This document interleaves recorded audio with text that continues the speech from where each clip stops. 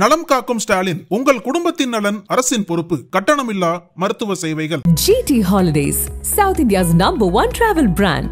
You know you are special when you're with GT Holidays. பழைய நகையை கொடுத்து white 11 monthsல அதே எடைக்கு புது நகையை எடுத்துக்கோங்க. எக்ஸ்ட்ராவா ₹1 தர வேண்டாம். Magic volt gold exchange. Amit Shah என்ற ஒரு தனி மனிதர் சில்லறத்தனமா எதை வேணா பேசிட்டு போலாம். ஆனா ஒரு உள்துறை அமைச்சராக இருந்து கொண்டு பேசுகின்ற பொழுது இது கண்டனத்திற்குரியது. சிபி ராதாகிருஷ்ணன் என்கின்ற ஒரு RSS சங்கி எந்த விதத்தில் உச்சநீதிமன்றத்தினுடைய நீதிபதியை விட உயர்ந்தவர்னு பேசுகிறார். காங்கிரஸ் கட்சிக்காரரால் நடத்தப்பட்ட ஒரு இயக்கத்திற்கு எதிராக கொடுக்கப்பட்ட தீர்ப்பை அமித்ஷா இன்னைக்கு கையில் எடுக்க வேண்டிய கட்டாயம் என்ன? நீங்க ரொம்ப உள்ள போய் யோசிங்க. அப்ப இந்த அரசாங்கத்திற்கு எதிராக யார் குரல் கொடுத்தாலும் அவங்க என்ன ஜாதியா இருந்தாலும் நீங்க அவமானப்படுத்துவீங்க. ஆனா உங்களுக்கு தேவைன்னு சொன்னா சனாதனன்வீங்க, மனு தர்மம்னு சொல்லுவீங்க.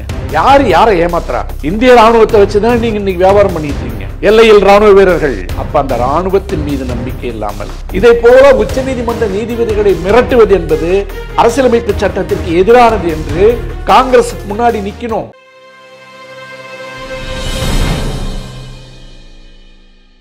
நக்கீரன் நேயர்களுக்கு வணக்கம். இன்று நம்முடன் கருத்துக்களை பகிர்ந்து கொள்ள இணைந்திருக்கிறார் சென்னை உயர்நீதிமன்ற மூத்த வழக்கறிஞர் வே பாலு அவர்கள். வணக்கம் சார். வணக்கம் ராஜவேல். துணை ஜனாதிபதி தேர்தல் பாஜக சார்பாக சிபி ராதாகிருஷ்ணன் நிறுத்தப்பட்டிருக்கிறார்.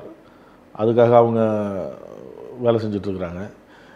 இந்தியா கூட்டணி சார்பாக ஓய்வு பெற்ற முன்னாள் நீதிபதி சுதர்சன் ரெட்டி நிறுத்தப்பட்டிருக்கிறார். அவர் இங்கே தமிழகத்துக்கும் வந்திருந்தார், முதலமைச்சரை சந்தித்தார், கூட்டணி கட்சிகள்லாம் சேர்ந்துருச்சு, அவரும் வாக்கு சேகரித்தார். ஏன் வாக்களிக்கணும் அப்படின்னு சொல்லி இங்கே எல்லாம் தலைவர்களும் பேசினாங்க. ஒரு பக்கம் சிபி ராதாகிருஷ்ணன் பலமாக இருந்தாலும் அவர் வெற்றி உறுதி அப்படின்னாலும் எதிர்த்து ஏன் நிற்கிறோம் அப்படிங்கிற விளக்கத்தையும் இவங்க கொடுத்துருக்குறாங்க. இந்த பக்கம் போனீங்கன்னா இந்த பக்கம் வரவேற்புலாம் இருக்குது. அவருக்கு சுதர்சன் ரெட்டிக்கு இந்த வரவேற்பு ஓரளவு இருக்குது. இது ஒரு பக்கம் இருக்கட்டும். ஒரு வேட்பாளரை விமர்சனம் செய்யலாம். ஆனால் அவர் ஒரு முன்னாள் நீதிபதியாக இருந்திருக்கிறார். அவர் அளித்த தீர்ப்பில் வச்சு விமர்சனம் செஞ்சுருக்கிறார் மத்திய உள்துறை அமைச்சர் அமித்ஷா. அவர் நக்சலுக்கு ஆதரவானவர் அப்படின்னு சொல்லி அவர் அளித்த தீர்ப்பை வச்சு சொல்கிறாரு அமித்ஷா. ஒரு 18 பேர் முன்னாள் நீதிபதிகள், மூத்த வழக்கறிஞர் ஏன்னா ஒரு 18 பேர் கூட்டறிக்கை வெளியிட்டிருக்கிறாங்க. ஒரு மத்திய அமைச்சராக இருப்பவர் எப்படி பேசணும், நாகரிகமாக பேசணும், பொறுப்பாக பேசணும் அப்படின்லாம் அவங்க குறிப்பிட்டிருக்கிறாங்க. முதல் கட்டமாக இதை எப்படி பார்க்குறீங்க? அதிகாரம், ஆணவம் ரெண்டும் உச்சத்துக்கு போனால் என்ன நடக்குன்றதுக்கு மோடியை கடந்து அமித்ஷா சமீப காலமாக ஆணவத்தினுடைய அடையாளமாக அவர் சுற்றிட்டு இருக்கார். இது கடுமையான வார்த்தைகளில் நான் தொடங்குறதுக்கு காரணம் என்னன்னு கேட்டிங்கன்னா, உள்துறை அமைச்சராக இருக்கின்ற அமித்ஷா அரசியலமைப்பு சட்டத்தின்படி பதவியேற்றவர். இன்றைக்கு துணை குடியரசுத் தலைவர் பதவிக்கு போட்டியிடுகின்ற சுதர்சன் ரெட்டி அவர்கள் உச்சநீதிமன்றத்தினுடைய முன்னாள் நீதிபதி, உச்சநீதிமன்றத்தினுடைய நீதிபதி. அவரும் அரசியலமைப்பு சட்டத்தினால் தேர்ந்தெடுக்கப்பட்ட ஒரு பதவியிலிருந்து அரசாங்கத்தையே கேள்வி கேட்கின்ற இடத்திலிருந்து வந்தவர். ஓய்வு பெற்றதற்கு பின்னால் அவர் பாராளுமன்ற உறுப்பினராக பணியாற்றி கொண்டிருக்கிறார். உங்களுக்கு ஆதரவாக இருந்த கங்குலி இதை போன்ற பலருக்கு பதவி கொடுத்து அழகு பார்த்து கொண்டிருக்கின்ற அதே நேரத்தில் ஒரு ஜனநாயகத்தின் மாண்பாக போட்டி இருக்க வேண்டும் என்பதற்காக தோற்றுப்போவோம் என்பது தெரிந்தாலும் கூட ஒரு ஜனநாயகத்தில், குடியரசில் போட்டியின் மூலமாகத்தான் தேர்ந்தெடுக்கப்பட வேண்டும் என்ற குறியீட்டினுடைய அளவுகோலாக அவர் தேர்தலில் நிறுத்தப்பட்டிருக்கார். காங்கிரஸ் சார்பாக, இந்தியா பிளாக் கூட்டணி சார்பாக. அதனால் அவருக்கு தமிழ்நாடு ஆதரவு கொடுத்துருக்கு. போகிற இடமெல்லாம் அவருக்கு வரவேற்புகள் இருக்கு. இப்போது சுதர்சன் ரெட்டி தனிப்பட்ட முறையில் எங்கேயாவது ஒரு பொது இடத்துல அல்லது கூட்டத்தில் அங்கே போய் நக்சல்களுக்கு ஆதரவாக, நக்சல்வாதிகளுக்கு ஆதரவாக அவர் பேசியிருந்தார்னு சொன்னால் அமித்ஷாவினுடைய கருத்து சரியானது. இந்த மாதிரி நான் தீர்ப்பு கொடுத்தேன், இல்லை நான் நக்சல்களுக்கு ஆதரவாக, நக்சல்கள் மக்களுக்காக போராடியவர்கள், ஆகவே அப்படி ஒரு தீர்ப்பை நான் கொடுத்தேன் அப்படின்னு சொன்னால் அது விமர்சனத்துக்குரியது. ஆனால் ஒரு உச்சநீதிமன்றத்தின் நீதிபதியாக பணியாற்றிய பொழுது அவரோடு நிஜார் என்ற இன்னொரு நீதிபதியோடு சேர்ந்து கொடுக்கப்பட்ட தீர்ப்பு, அந்த தீர்ப்பு என்பது உச்சநீதிமன்றத்தால் வழங்கப்பட்ட தீர்ப்பு. அதில் கையெழுத்திட்டவர் தான் சுதர்சன் ரெட்டி. நீதிபதியாக கையெழுத்திட்டு வழங்கப்பட்ட தீர்ப்பு. இல்லை, இது பார்வையாளர் கொஞ்சம் புரியுற மாதிரி சொல்லுங்கள். அது என்ன தீர்ப்பு, எதுக்காக அந்த வழக்கு தீர்ப்பு? அடுத்தது வரேன். அது சுதர்சன் ரெட்டியே சொல்லியிருக்காரு.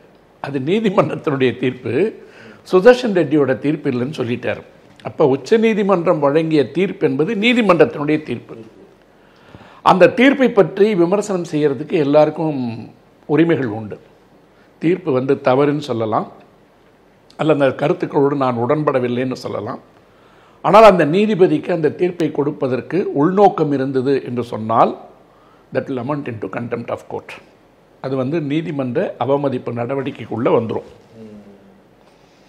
இந்த நீதிமன்ற அவமதிப்பு நடவடிக்கைகளுக்குள்ளார வருது என்பதை விட ஒரு நீதிமன்றம் கொடுத்த தீர்ப்பை அதே அரசியலமைப்பால் தேர்ந்தெடுக்கப்பட்ட இந்த நாட்டினுடைய உள்துறை அமைச்சராக இருக்கின்ற ஒருவர் தேர்தல் பிரச்சாரத்திற்காக உச்சநீதிமன்றம் கொடுத்த ஒரு தீர்ப்பை மலினமாக விமர்சிப்பது என்பது இன்டர்ஃபியரிங் வித் தி ஜுடிஷியரி, நீதிமன்றத்தினுடைய பணிகளில் தலையிடுதல். இது அவருக்கு தெரியாதா? தெரியாதுன்னா நான் ஒத்துக்க மாட்டேன். தெரிஞ்சே செய்வது தான் பிஜேபியினுடைய கலை. இப்போ இப்படி செஞ்சது நீதிமன்றத்தினுடைய நடவடிக்கைகளில் நீங்கள் தலையிடுறீங்க, சுதந்திரமான நீதித்துறையினுடைய செயல்பாட்டை நீங்கள் தடுக்கிறீர்கள்.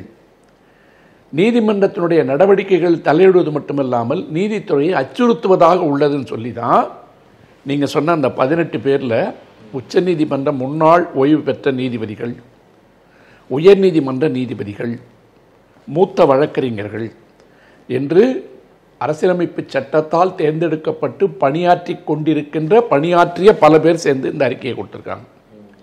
என்ன அறிக்கை கொடுத்துருக்காங்கன்னு கேட்டிங்கன்னா, அமித்ஷா என்ற ஒரு தனி மனிதர் சில்லறத்தனமாக எதை வேணால் பேசிட்டு போகலாம், ஆனால் ஒரு உள்துறை அமைச்சராக இருந்து கொண்டு பேசுகின்ற பொழுது இது கண்டனத்திற்குரியது, இது நீதித்துறையை அவமதிப்பது, நீதிமன்ற நடவடிக்கைகளில் தலையிடுவது என்று வருகின்ற போது நான் சொல்கிறேன், உச்சநீதிமன்றம் சூமோட்டோ கண்டெம்ட் எடுக்கணுங்கிற, தானாக முன்வந்து நீதிமன்ற அவமதிப்பு வழக்கை இவர் மீது எடுக்க வேண்டும். அல்லது காங்கிரஸ் போன்ற எதிர்க்கட்சிகள் அமித்ஷா பதவியிலிருந்து விலக வேண்டும் என்று போராட்டத்தை தொடங்க வேண்டிய சரியான நேரம் இது. அமித்ஷா என்ற தனி மனிதர் செய்து கொண்டிருக்கின்ற அரசியல் பற்றி எனக்கு எந்த கவலையும் இல்லை. ஏன்னா அவர் கட்சி பற்றி அவர் பேசலாம். ஆனால் ஒரு உயர்நீதிமன்றம் கொடுத்த தீர்ப்பை மையப்படுத்தி பேசும்போது ஒரு தனி மனிதரை நீங்கள் அடையாளப்படுத்துறீங்க. இப்போ நீங்கள் கேட்டீங்க அது என்ன பின்னணின்னு கேட்டீங்க தானே, இப்போ கடைசியாக கேட்டீங்க. அவர் என்ன சொல்றாரு, விவகாரம் இந்த அளவுக்கு பேசப்படுதுன்னா அது என்ன தீர்ப்பு? இல்லை, அமித்ஷா எங்கே போகிறான்னு கேட்டிங்கன்னா சத்தீஸ்கர்லேருந்து இருக்கிற ஒரு பிரச்சனையை பற்றி பேசுகிறார். சல்வாஜுடம் வழக்கில் சல்வாஜுடம் தீர்ப்பில் ஒரு நக்சலிசத்திற்கு ஆதரவாக, நக்சல்பாரிகளுக்கு ஆதரவான ஒரு தீர்ப்பை கொடுத்துருக்காருன்னு சொல்கிறார். சல்வாஜூடம் என்கின்ற அமைப்பு என்பது கோண்டி என்று அறியப்படுகின்ற இன மக்கள் சத்தீஸ்கரில் இருக்காங்க, மத்திய பிரதேசத்தில் இருக்காங்க, பீகாரில் இருக்காங்க, தெலுங்கானாவிலையும் ஆந்திராவிலையும் அதிகமாக இருக்காங்க. இந்த கோண்டி இன மக்கள் பேசுகின்ற கோண்டி மொழி இருக்குது பார்த்தீங்களா, அது திராவிட மொழி கூட்டத்தில் இருக்கின்ற ஒரு மொழி. அதாவது காடுகளினுடைய வளத்தை அழிப்பதற்காக, மலை வளத்தை அழிப்பதற்காக, கனிமங்களை திருடுவதற்காக காடுகளுக்குள்ளே போய் ரோடு போட போகிறாங்க தெலுங்கானாவிலையும் ஆந்திராவிலையும். அதை எதிர்த்து மலைவாழ் மக்களோடு, கோண்டி இன மக்களோடு கோண்டி இனத்தினுடைய ஒரு தலைவன் போராட்டம் தான் கொமரம் பீம். அதே மாதிரி ஆந்திராவில் அந்த காலகட்டத்தில் 1900களில் போராடினது தான் அல்லூரி சீதாராமையா. அல்லூரி சீதாராமையா மதராஸ் ராஜதானியில் இருக்கிற காடுகளுக்காக போராடியவர். கொமாரம் பீம் தெலுங்கானாவில் இருக்கின்ற காடுகளுக்காக போராடியவர். 2 பேரும் வெள்ளைக்காரர்களால் சுடப்பட்டு செத்து போனவங்க. அந்த வரலாறு தான் நம்ம ராஜமௌழி உல்டாலாம் பண்ணி ஆர்னு படம் எடுத்து ஆஸ்கார் அவார்டு வாங்கிட்டு வந்தார். அந்த வாழ்ந்த மனிதருடைய பேரை வச்சு கோண்டி இன பெண்ணை பச்சை குத்திக்கிட்டு இந்த பொண்ணை கடத்திட்டு போயிட்டாங்க, அப்புறம் போய் வில்லு அம்புலாம் அடித்து எடுத்தாங்கன்னு ஒரு படம் போட்டார் இல்லையா. அவர் காட்டின படமே இந்த கோண்டி இன மக்களுடைய பின்னணியில் தான். அதனுடைய நீட்சியாக இருப்பவங்க தான் சத்தீஸ்கர் போன்ற இடங்களில் இருக்கிற ஆதிவாசி மக்கள். இது புரிஞ்சுக்கணும். இந்த சல்வாஜுடம் அப்படின்றது நக்சல்கள் மாவோயிஸ்ட்டு நக்சல்கள்லாம் உள்ளே வருகின்ற பொழுது பிரிபடாத பீகார் மாநிலம் இருக்குது பார்த்தீங்களா, சத்தீஸ்கர் 2000 தான் பிரியுது. அதுக்கு முன்னாடி பஸ்தார், தண்டேவாட் என்று அழைக்கப்படுகின்ற மலை சார்ந்த காடு சார்ந்த பகுதிகளில் இந்த கோண்டி இன மக்கள் வாழ்கிறாங்க. அங்கே வாழ்கிற இடத்துல கனிமங்களுக்காக வேண்டி தனியார் நிறுவனங்கள் உள்ள நுழைகிறாங்க. 2000 உருவான சத்தீஸ்கர் மாநிலத்தில் இந்த தீர்ப்பு வழங்கப்பட்ட காலகட்டத்தில் ஆட்சி செய்து கொண்டிருந்தது பாரதிய ஜனதா கட்சி. கரெக்டாக நோட் பண்ணீங்க. இந்த சல்வாஜூடம் என்ற அமைப்பு ஏன் வருதுன்னு கேட்டிங்கன்னா, மாவோயிஸ்டுகளும் நக்சலைட்டுகளும் கனிம வளங்களை திருடுவதற்காக, மலைவாழ் மக்களுடைய வாழ்வாதாரங்களை எல்லாம் அழிப்பதற்காக நீங்கள் காடுகளுக்குள்ளும் மலைகளுக்குள்ளும் வேட்டையாடுறீங்க அப்படின்னு இந்த கனிம வளங்களை எடுக்கிற உரிமையை அந்த கட்டத்தில் டாடா நிறுவனத்துக்கும் எஸ்ஆர் நிறுவனத்துக்கும் வழங்குறாங்க. டாடா நிறுவனமும் எஸ்ஆர் நிறுவனமும் இங்கே மலையில் இருக்கிற பிரச்சனையெல்லாம் நீங்கள் எங்களுக்கு கொஞ்சம் கிளியர் பண்ணி கொடுங்க அப்படின்னு அரசாங்கத்தை கேட்குறாங்க. அப்போ இந்த நக்சல்கள் பதுங்கி இருந்தால் அடிப்பான், மாவோயிஸ்ட் பதுங்கி இருந்தால் அடிப்பான். அவன் கொலை செய்யறதுக்கும் தயங்க மாட்டான். ஏன்னா அனிகிலேஷன் சொல்லுவாங்க, அழித்தொழிக்கின்ற வேலையை அவர்கள் செய்வாங்க. அது அவர்களுடைய கோட்பாடு. ஆகவே அவர்களை ஓரம் கட்ட வேண்டும், ஒழிக்க வேண்டும் என்பதற்காக இந்தியாவினுடைய இராணுவம், துணை இராணுவம் சிஆர்பிஎஃப், லோக்கல் போலீஸ் காவல் 3 பேரும் சேர்ந்து தான் இந்த நக்சலைட்டுகளுக்கு எதிரான போராட்டத்தை நடத்துகிறாங்க. இப்போ ஒரு நாட்டில் இராணுவம் எதுக்கு இருக்குது, காவல்துறை எது இருக்குது, துணை இராணுவ படை எதற்கு இருக்குது? சட்டம் ஒழுங்கு பிரச்சனை வர இடத்துல அதை எதிர்த்து போரிடுவது, அடக்குவது, ஒடுக்குவது, அல்லது அதை முடக்குவது, அல்லது அவர்களை மொத்தமாக கைது செய்வது. இதுக்கு தான் அவங்களுக்கு சம்பளம் கொடுக்குறோம். இந்திய இராணுவத்தை வச்சு தான் நீங்கள் இன்றைக்கி வியாபாரம் பண்ணிட்டு இருக்கீங்க. எல்லையில் இராணுவ வீரர்கள் முகுந்த் வரதராஜன் வந்தால் உடனே தூக்கி கொண்டாடுறோம் இல்லை. அப்போ அந்த இராணுவத்தின் மீது நம்பிக்கை இல்லாமல், காவல்துறை மீது நம்பிக்கை இல்லாமல், ரொம்ப முக்கியமானது, காவல்துறை மீது நம்பிக்கை இல்லாமல், துணை இராணுவ படை சிஆர்பிஎஃப் மேலே நம்பிக்கை இல்லாமல் உள்ளூர் அரசாங்கம் உள்ளூர் படையை உருவாக்குகிறது. அந்த உள்ளூர் படையை உருவாக்குனாங்க பாருங்க, அந்த படைக்கு பேர் தான் சல்வாஜூடம். அந்த சல்வாஜூடம் என்பது கோண்டி மொழியில் என்ன அர்த்தம் கேட்டிங்கன்னா, பீஸ் மார்ச், அமைதியை நோக்கி செல்லுகின்ற பேரணியின் பேர் அதுக்கு. அப்போ என்ன பண்ணுறாங்க, அரசாங்கத்தினுடைய செலவில் அந்த ஆதிவாசி மக்களை இவங்களே தேர்ந்தெடுத்து அவங்களுக்கு பயிற்சி கொடுத்து அவன் கையில் வில்லம்பெல்லாம் கொடுத்து போய் நக்சலைட்டை கொண்டுட்டு வாங்கன்னு அனுப்புகிறாங்க. புரியுதா? இந்த நக்சலைட்டெல்லாம் நீங்கள் கொண்டுட்டு வாங்கன்றதுக்கு இவங்க யாரை தயார் பண்ணுறாங்கன்னு கேட்டிங்கன்னா, அந்த மலைவாழ் மக்கள் அவங்களால பாதிக்கப்பட்டதா இவனுக்கு ஒரு ஸ்டோரியை சொல்லி கொடுத்து ட்ரைனிங் கொடுத்து. இப்போது இந்திரா காந்தி ஆட்சி காலத்தில் இலங்கையில் இருக்கின்ற அரசாங்கத்தை விரட்ட வேண்டும், மிரட்ட வேண்டும் என்பதற்காக விடுதலை புலிகள் உள்பட எல்லாரையும் கூட்டு ஆயுத பயிற்சி கொடுத்தது யார்? இந்திய அரசாங்கம். அதுக்கு வேறொரு அர்த்தம் இருந்தது. ஆனால் உள்நாட்டிலே இருக்கிற ஒரு குழுவை நீங்கள் உருவாக்கி அவங்கள இராணுவத்தோட துணையோட, சிஆர்பிஎஃப் துணையோட நக்சலைட் அடிக்கிறதுக்கு அனுப்புறீங்க. அதில் அடிப்பட்டு செத்து போறவன் யாரு? கல்வி அறிவில்லாத, படிப்பறிவில்லாத, பொருளாதார பின்புலம் இல்லாமல் எஜமானர்களுக்கு வேலை செய்து கொண்டிருக்கின்ற, ஜமீன்தார்களுக்கு வேலை செய்து கொண்டிருக்கின்ற எளிய கோண்டி இன மக்கள். இந்த கோண்டி இன மக்களுக்கு வர்ற பாதிப்புகள்லாம் அன்னைக்கு இருக்கிற அரசாங்கம் என்ன சொல்லுதுன்னு கேட்டீங்கன்னா, நக்சலைட்டுகளால் நிகழ்த்தப்படுகின்ற வன்முறைகள் 65% தாண்டி நடந்துகிட்டு இருக்கு. ஆகவே நக்சலைட்டுகள் ஒழிக்கப்பட வேண்டும் அப்படின்ற ஒரு பின்னணியில் இந்த சல்வாஜூடத்துக்கு எல்லாத்தையும் கொடுக்குறாங்க. சல்வாஜூடம் கையில் கொடுத்தப்ப இதுக்கெல்லாம் யார் தலைவர் அப்படின்னு பார்த்தீங்கன்னா, மகேந்திர குமார் என்று அழைக்கப்பட்ட ஒரு எதிர்க்கட்சி சட்டமன்ற உறுப்பினர். எதிர்க்கட்சின்னா காங்கிரஸா? அவர் காங்கிரஸ் கட்சியை சார்ந்தவர். பின்னால் நக்சலைட்டுகளால் அவர் ஒரு இடத்தில் 11 பேருடன் சேர்ந்து கொல்லப்பட்டார். இந்த ஒரு காரணத்துக்காகவே நக்சலைட் இயக்கத்தால் 11 நபர்களோடு சேர்ந்து நக்சலைட்டுகளால் அவர் கொல்லப்பட்டார். இந்த மகேந்திர குமார் அந்த இனத்தை சார்ந்தவர்.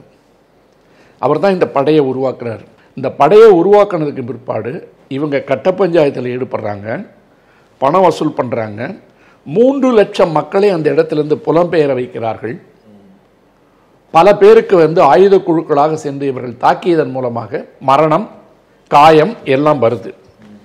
இது தினசரி செய்தியாக வரும்போது இதனுடைய பின்னணி, ஒரு கார்ப்பரேட் நிறுவனத்துக்கு கனிம வளம் போகணும், காடை கிளியர் பண்ணி கொடுக்கணும். காடை கிளியர் பண்ணி கொடுக்கறதுக்கு அரசாங்கத்துக்கு அந்த இடம் மொத்தமாக சுத்தமாக கிடைக்கணும். அதுக்கு உள்ளூர் அடியாளை வச்சு பயன்படுத்தி வெளியில் இருக்கிற அடியாளை அடிக்கிறதுக்கு துணை இராணுவமும் காவல்துறையும் பின்னாடி நிற்கிது. இது வரைக்கும் சரிதானா?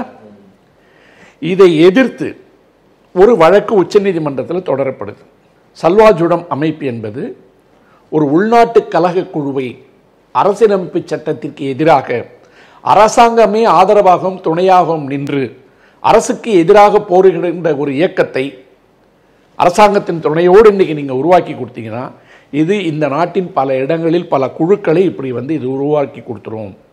ஆகவே இந்த அமைப்பை தடை செய்யணும், இது அரசியலமைப்பு சட்டத்திற்கு எதிரானது அப்படின்னு அந்த வழக்கை தொடர்ந்தவங்க யாருன்னு கேட்டிங்கன்னா நந்தினி சுந்தர் என்ற ஒரு பெண். இந்த நந்தினி சுந்தர்ன்றவங்க யாருன்னு கேட்டிங்கன்னா ஜவஹர்லால் நேரு பல்கலைக்கழகத்தில் பேராசிரியராக பணிபுரிந்து கொண்டிருந்தவர், தமிழ்நாட்டை சேர்ந்த பிராமண பெண். அவங்களுடைய கணவர் பேரை சொன்னீங்கன்னா இன்னும் ஆச்சரியமாக இருக்கும். அவர் பேர் சித்தார்த் வரதராஜன். சித்தார்த் வரதராஜன் இந்து பத்திரிகையில் ஆசிரியராக இருந்தார். அதுக்கு பின்னாடி அதிலிருந்து இப்போ வயர் என்று சொல்லப்படுகின்ற ஒரு இணையதளத்தை நடத்திட்டு இருக்கார். அந்த வயர் இணையதளத்தில் தான் கரண் தாப்பாரும் சித்தார்த் வரதராஜனும் ஆப்ரேஷன் சிந்தூர் பற்றி கட்டுரை எழுதிட்டாங்க அப்படின்னு சொல்லி அஸ்ஸாமிலேருந்து அவங்க 2 பேர் மேலே முதல் தகவல் அறிக்கையை போட்டு உச்சநீதிமன்றம் தலையிடுற அளவுக்கு அவங்கள மிரட்டி வச்சிருக்காங்க.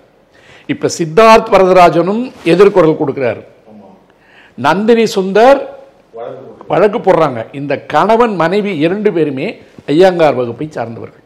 சரிங்களா? அப்போ இவ்வளவு சனாதனத்தை பேசிக் கொண்டிருக்கின்ற அமித்ஷா அவர்களுக்கு இந்த வழக்கை தொடர்ந்தவர்களே மனித உரிமைகளுக்கு எதிரானது என்ற நல்லெண்ணத்தோடு புறப்பட்ட 2 பிராமணர்கள். இன்னைக்கு முரளிதர் நீதியரசர் ஓய்வு பெற்ற நீதியரசர் இந்த கண்டன அறிக்கையில் கையெழுத்து போட்டிருக்காரு. அவரும் இவர்களால் பாதிக்கப்பட்ட பிராமணர். இத்தனை பேர் சேர்ந்து போடுற இடத்துல இந்த வழக்கை உச்சநீதிமன்றத்தில் போய் போடும்போது உச்சநீதிமன்றம் என்ன சொல்லுதுன்னு கேட்டிங்கன்னா சட்டத்தால் ஏற்படுத்தப்பட்ட அமைப்புகள் எது காவல்துறை, இராணுவம், துணை இராணுவம்லாம் இருக்கும்போது தனிப்பட்ட குழுக்களை உருவாக்கக்கூடாது, இதில் அரசியலமைப்பு சட்டத்திற்கு விரோதம். ஆகவே இந்த அமைப்பை தடை செய்ய வேண்டும் என்பது மட்டுமல்ல, அவர்கள் செய்த அத்தனை நடவடிக்கைகள் பற்றிய ரிப்போர்ட் வேணும், அவர்களிடம் இருக்கின்ற ஆயுதங்களை கைப்பற்ற வேண்டும். தனியார் குழுக்களுக்கு அரசாங்கமே ஆயுதங்களை கொடுக்கின்ற நிலை வருமானால் அது உள்நாட்டு கலகத்திற்கு வழி செய்யும். அதுதான் இந்த தீர்ப்பினுடைய சாராம்சம். இந்த தீர்ப்பில் என்ன தப்பு? இந்தியாவிற்கு எதிராக நிலைப்பாட்டை எடுத்திருக்கின்ற நக்சலிசத்திற்கு எதிராக போராட வேண்டிய அரசு தன் சொந்த மக்களையே கேடயமாக பயன்படுத்தி அவர்கள் கையில் ஆயுதங்களை கொடுத்து படிப்பறிவற்ற மக்களை ஒரு ஆயுதமாக பயன்படுத்துறது தப்புன்னு சொல்றத நீதிமன்றம் சொல்லாம வேற யார் சொல்லுவார்? இதை சுதர்ஷன் ரெட்டி எங்கேயும் பப்ளிக் மீட்டிங்கில் பேசல, ஹாலில் பேசல. அவர் எழுதின தீர்ப்பு, அவர் போட்ட கையெழுத்து நீதிமன்றத்தில் கையெழுத்து போட்டால் அந்த நீதிமன்ற தீர்ப்பு ஒரு சட்டம்னு இருக்கு. உச்சநீதிமன்றம் ஒரு தீர்ப்பு கொடுத்தா ஒரு சட்டம். அதனுடைய அடிப்படையில் தான் 2015 வாக்கில் 2020 வரைக்கும் இருந்த பிரச்சனைகள் முடிவுக்கு வந்தது. சல்வாஜூடம் அப்படிதான் தடை செய்யப்பட்டது. அப்படி தடை செய்யப்பட்ட இடத்துல கையெழுத்து போட்ட ஒரு நீதிபதியை அவர் நக்சல்களுக்கு ஆதரவானவர் சொல்றது ஒரு உள்துறை அமைச்சர் சொன்னான்னு கேட்டீங்கன்னா இந்த இடத்துல ஒரு உள் பாலிடிக்ஸ் ஒன்று இருக்கு. நான் என்ன சொன்னேன்?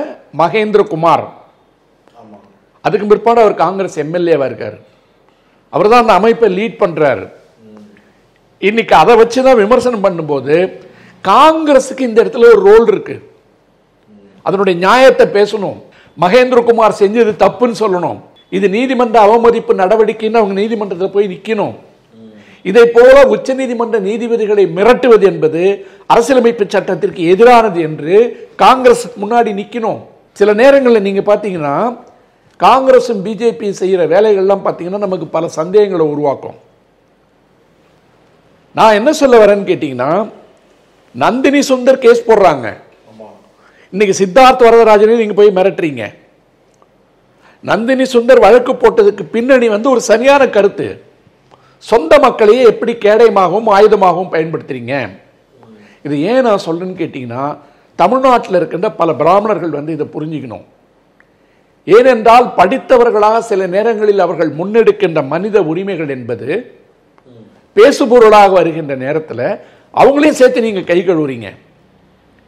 சித்தார்த் வரதராஜனாக யாரும் பேசுறதில்லை, நந்தினி சுந்தரை பத்தி யாரும் பேசுறதில்லை, முரளிதரை பத்தி யாரும் பேசுறதில்லை. இப்ப இதுக்கெல்லாம் பிதாமகன் ஒருத்தர் இருந்தார். மிக மிக புரட்சிகரமான, மனிதர்களுக்கு மிக நெருக்கமான, மனித நேயத்திற்கு மிக நெருக்கமான தீர்ப்புகள் எல்லாம் கொடுத்தவர் வி.ஆர். கிருஷ்ணய்யர். அவர் தான் இவங்களுக்கெல்லாம் குரு மாதிரி. வி.ஆர். கிருஷ்ணய்யர் கொடுத்த பல வழக்குகள் தீர்ப்புகள் எளிய மனிதனுக்கான தீர்ப்புகள். சுப்ரீம் கோர்ட்டையே 4ஆ பிரிக்கணும்னு அவர் தான் பேசியிருக்காரு.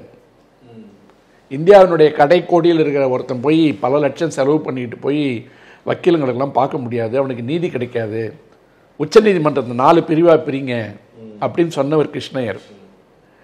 ஒரு ரிட் பெட்டிஷன் போடும்போது அவன் போய் லட்சக்கணக்கிலெல்லாம் செலவு பண்ணிகிட்டு இருக்க முடியாது.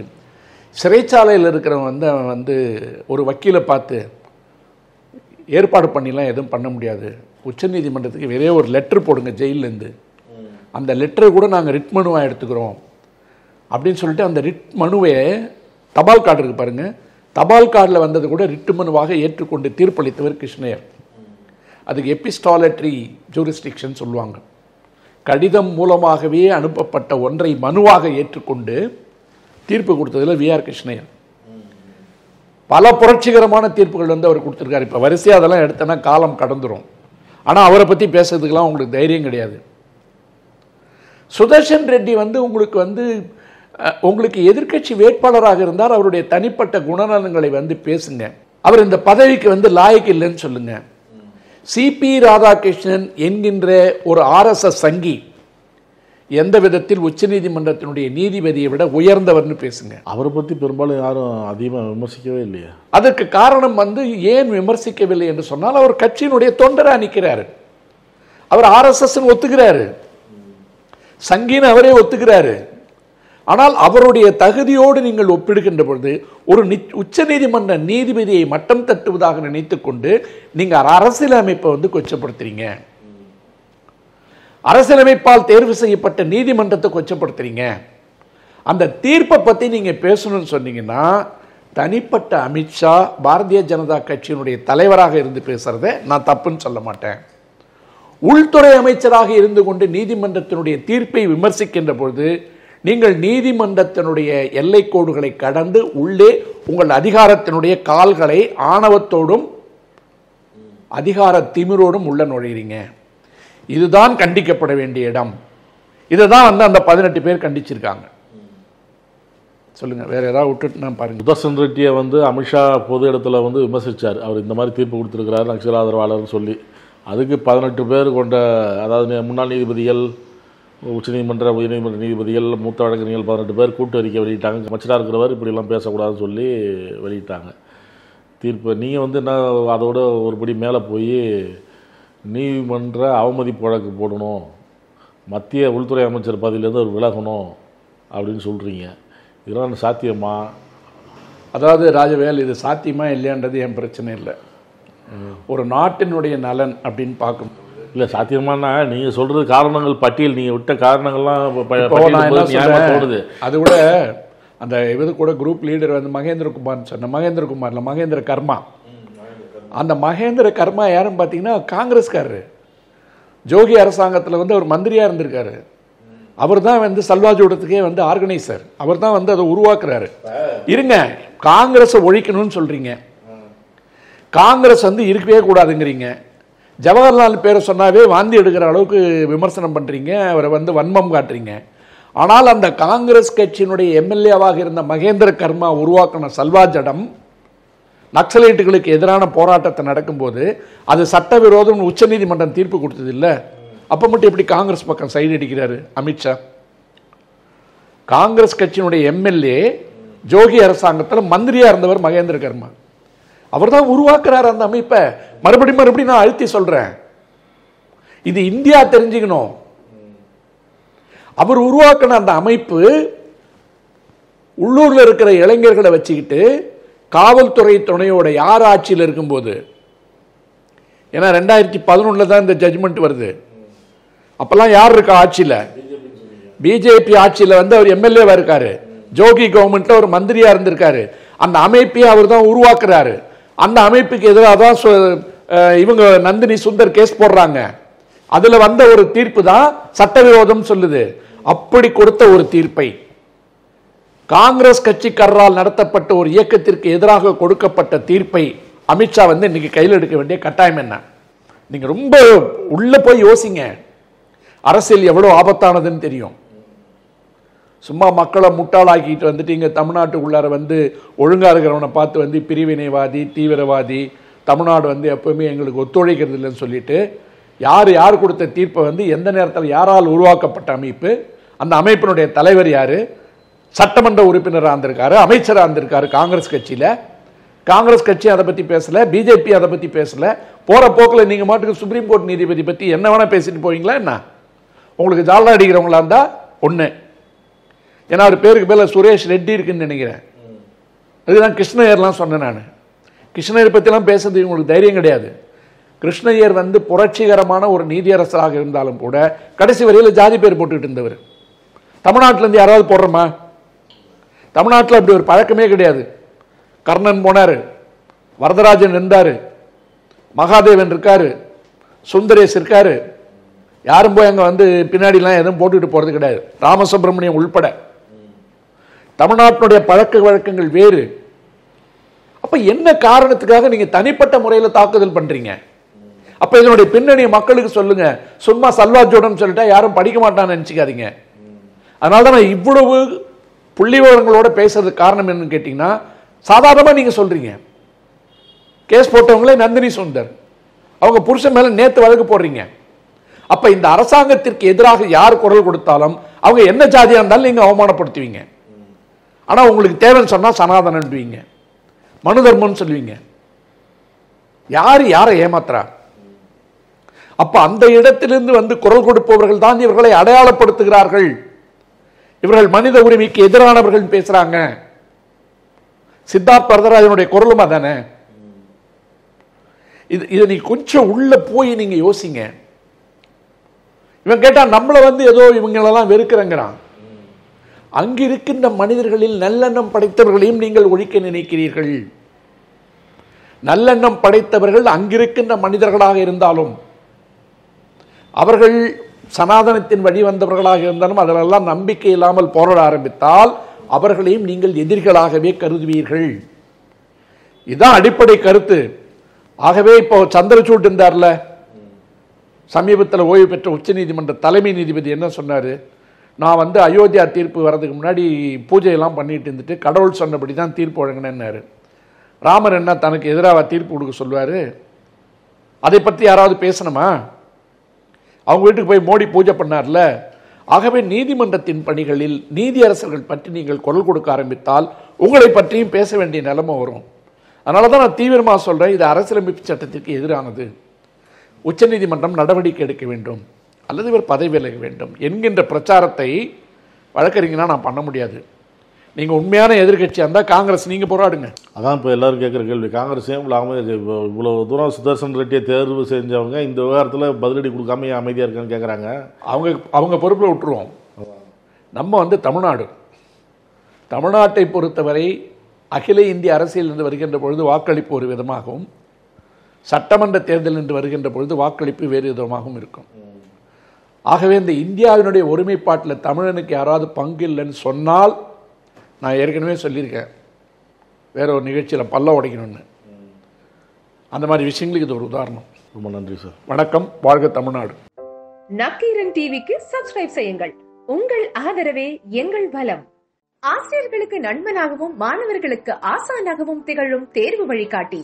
ஒவ்வொரு பாடத்திற்கும் அனுபவமிக்க ஆசிரியர்களின் துல்லியமான தெளிவான விடைகள். CNC இருக்கு, தேர்வு பயம் எதற்கு? இது தீரன் பப்ளிஷிங் ஹவுஸ் விற்பனை வெளியீடு.